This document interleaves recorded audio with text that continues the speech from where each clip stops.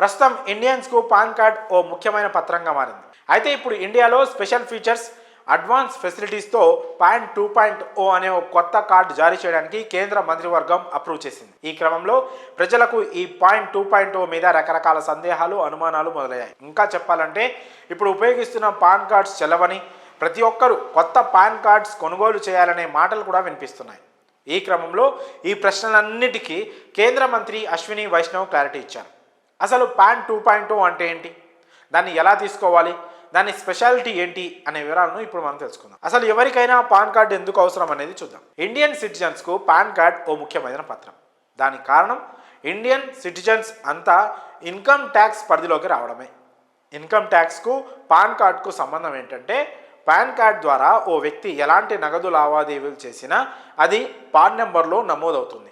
ఈ pan registration ఎలాంటి అక్రమ నగదు లావాదేవీలు జరగకుండా నిరోధిస్తోంది. ఓ వ్యక్తి లిమిట్కు మించి ఎక్కువ లావాదేవీలు చేసినా కూడా, అతనికి ఎక్కువ ఆదాయం వచ్చినా పాన్ కార్డ్ ద్వారా ఇన్కమ్ ట్యాక్స్ డిపార్ట్మెంట్కు తెలిసిపోతుంది. పైగా పాన్ కార్డ్ ద్వారా ఇన్కమ్ ట్యాక్స్ చెల్లించారో లేదో కూడా తెలుసుకోవచ్చు.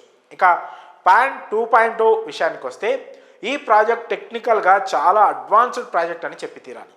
అంతేకాకుండా ట్యాక్స్ పేయర్స్కు పేమెంట్స్ ఈజీ చేయడానికి కేంద్ర ప్రభుత్వం దీనిని ఆమోదించింది.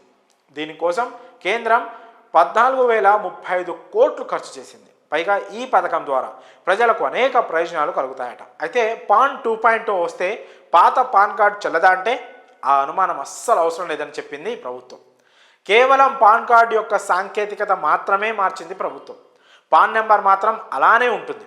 సో ప్రజలెవ్వరూ ఈ విషయంలో భయపడాల్సిన అవసరం లేదని మంత్రి అశ్విని వైష్ణవ్ క్లారిటీ ఇచ్చారు. ఈ క్రమంలో పాన్ 2.0 పథకం కింద ప్రజలకు ఖచ్చితంగా కొత్త పాన్ కార్డు ఇవ్వబడుతుంది.